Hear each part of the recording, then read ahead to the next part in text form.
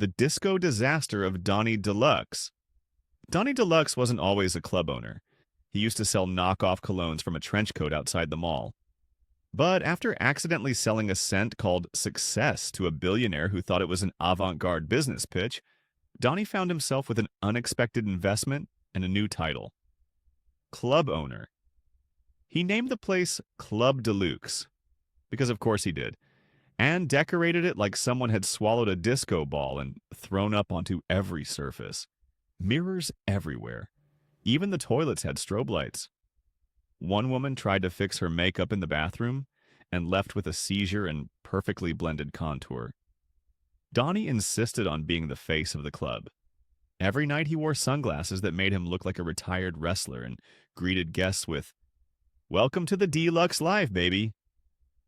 He had absolutely no idea how to run a club, but he did have an idea that every Tuesday should be Flamingo Night. Not the drink. Actual flamingos.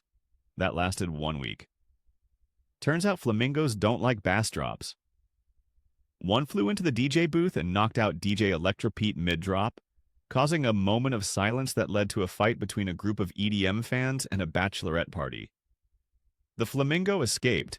It still roams the city, now known on TikTok as DJ Beaky. But the real chaos came on Donnie's big idea night, Silent Foam Rave. He misunderstood how silent discos work and assumed people would just imagine the music. So 300 people stood in silence while Donnie hosed them down with a foam machine that had been improperly cleaned after a plumbing mishap. By the time the foam cleared, 6 people were stuck together. 2 had allergic reactions, and 1 man had proposed marriage thinking it was a baptism. Donnie was thrilled. "That's called brand engagement," he shouted from the DJ booth, wearing flip-flops and a bathrobe. The health inspector gave the club a grade of 3 stars. Still, somehow Club Deluxe became a cult hit. Hipsters called it post-ironic performance nightlife. Celebrities showed up just to say they survived it. Donnie was interviewed on a podcast where he claimed the flamingo incident was a metaphor for freedom. And every Thursday night, Donnie still hosts karaoke wearing a cape and singing "Shares Believe," while the crowd throws foam pool noodles like he's some sort of disco messiah.